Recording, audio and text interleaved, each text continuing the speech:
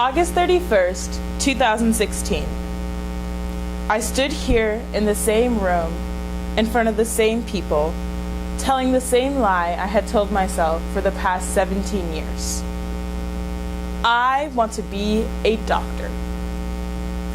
I am going to find the cure for cancer. I am going to go to med school for 30 years.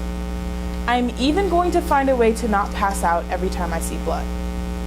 But as we progressed through ISM, I became frustrated with the roadblocks doctors commonly face. In theory, going to med school for 10 years means that people should immediately listen to you. However, in practice, they don't, and there are laws that prohibit life-saving procedures. You can imagine the frustration in going to school for 10 years and in effect becoming one of the world's smartest people, and have it while functioning under some of the world's dumbest rules and practices. From being told that you can't administer a life-saving drug to a patient because of a contract, or hearing that a child has to die because their parents think a vaccine is not good for them. These practices weighed on me, knowing that doctors could be limited by powers beyond their scope. And it frustrated me that while these practices were prevalent in more than just healthcare, in criminal law, entertainment law, and even international relations, everything and anything is limited by unjust laws. No one cared enough to help, but little did they know that Chiamaka Okoye was here, and that I was put on this earth to give voice to the voiceless and combat the unnecessary injustices of this world.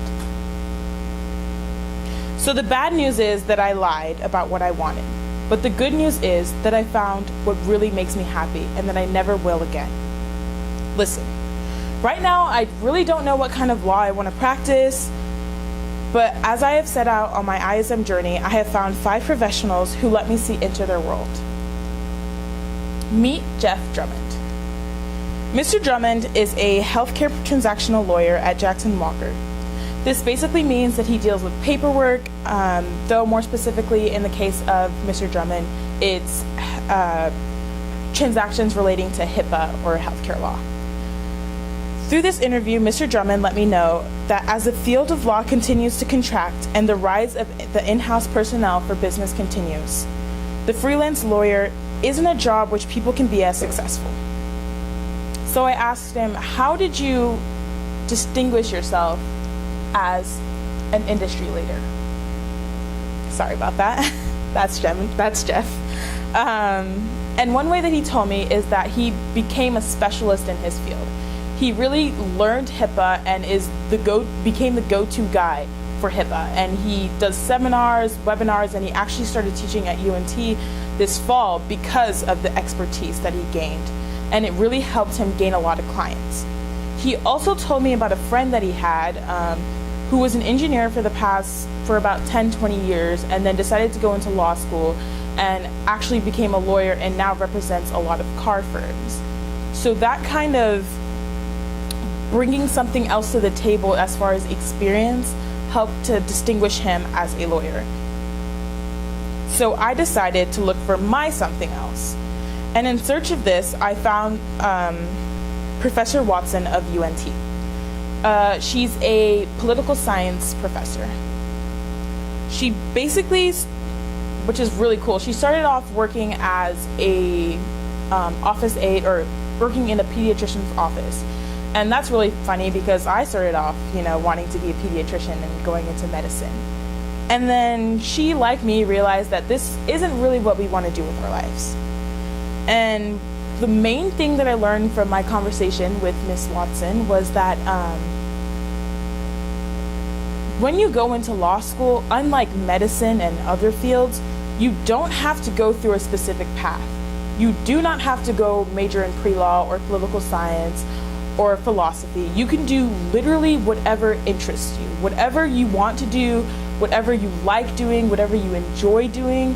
You can be successful as long as you're successful in that and you understand it. You can get into law school.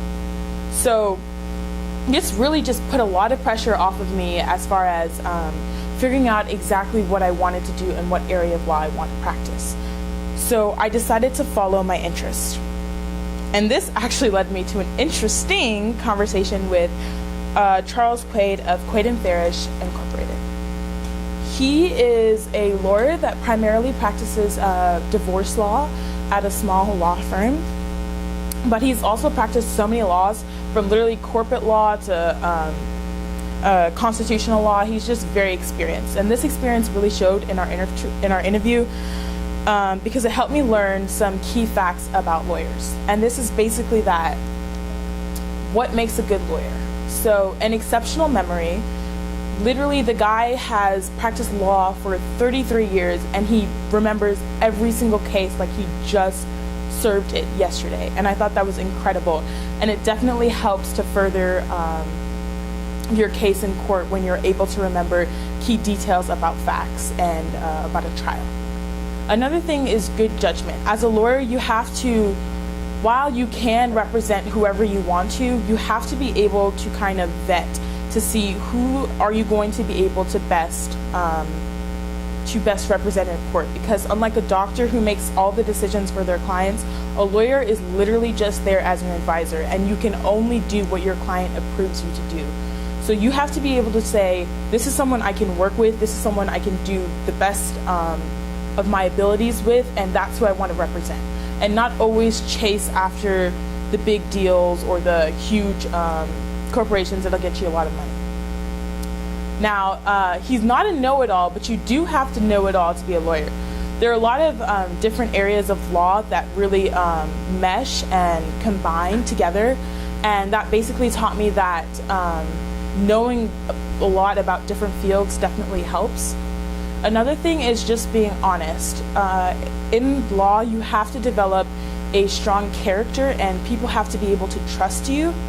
Your clients have to be able to trust you, and even judges have to be able to trust you, because there are times, just like in school, when you have to turn in a late grade, that you're not going to be prepared for a case. And he told me this because recently he had a case, and he had a bunch of larger clients that he was focusing his time on, since he works at a small firm and he doesn't have as many people to work on these cases. And he basically told the judge, can we have an extension? I've been focusing on this and I didn't have enough time, and I don't think I'd be able to do the best job for this client. And because he had a reputation for being honest, and he was honest in that moment, the judge believed him and was able to push the case back further. So just being honest helps you build those relationships with judges and with your peers. Another thing is that you have to be charismatic.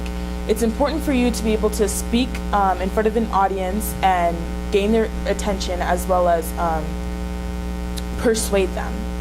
And lastly, critical thinking skills are very important for a lawyer, because you have to sometimes look at information that you've never seen before, read a document or article, and you have to be able to understand it and be able to apply it to different situations, which is why lawyers read all the time. So one thing about our interview that Mr. Quaid mentioned was that he would like to see the field of collaborative law furthered. So I decided to research into collaborative law and also divorce coaches. So collaborative law is basically where you try to solve a case with negotiations. Your ultimate goal is to end up not going to trial. And this is positive because it helps demilitarize law, because I'm sure everyone's familiar with divorce trials and how nasty they can get, and just preventing all of that helps keep relations between the clients. So I decided to further look into how this actually helps. And one of the key things is divorce coaches. A divorce coach is basically a person for the client to confide in throughout the case. If it ends up going to trial, they can confide in them, and after the trial. It really helps keep the client stress-free, which is important, because keeping the client stress-free helps fend away any anxiety they might have during a negotiation, so that they're more willing and open to work. And it also helps steer them clear of contemporary advice, because I'm sure, as you know, everyone's an expert in everything with Google nowadays. And it helps by them confiding in a divorce coach who also works with the lawyer. It helps keep the client from straying away from the legal advice that a lawyer provides for them. And that happens by controlling the amount of information circulated in a case. So, knowing about divorce law and collaborative law and knowing about what makes a good lawyer, it also helped me realize the biggest challenges that lawyers face, which is the growth of in-house personnel and the need to distinguish themselves and a ferocity of competition. But there was another thing. Throughout all these interviews, I had never actually spoken with a female who practices law. And I don't know if you noticed, but I'm not really a guy. There's nothing I can do to change that. So I decided to speak with a female who practices law and found Mrs. Lori Conrad. She is a private practice lawyer, and she works at a medium-sized firm that deals with business law. And I basically asked her, why do you not see as many females practicing law? And she told me that it's because not only because many of them choose in the end to not practice law after attending law school, but also because men are very dominant. And it makes it hard to get clients. And in a field like law, you have to get out there, you have to put yourself out there, and you have to get these clients. And men, they will have golf sessions, they will go play poker, they will talk about business, and they will get clients through that way. And you won't be there, and there's nothing you can do about that. But you can put yourself out there, and you can network and meet new people in other ways besides that.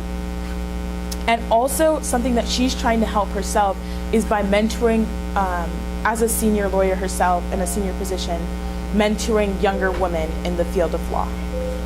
And another theme was that all the lawyers I interviewed with had worked at smaller law firms.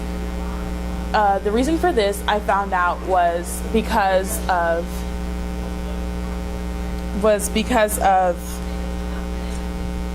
the cutthroatness of large law firms.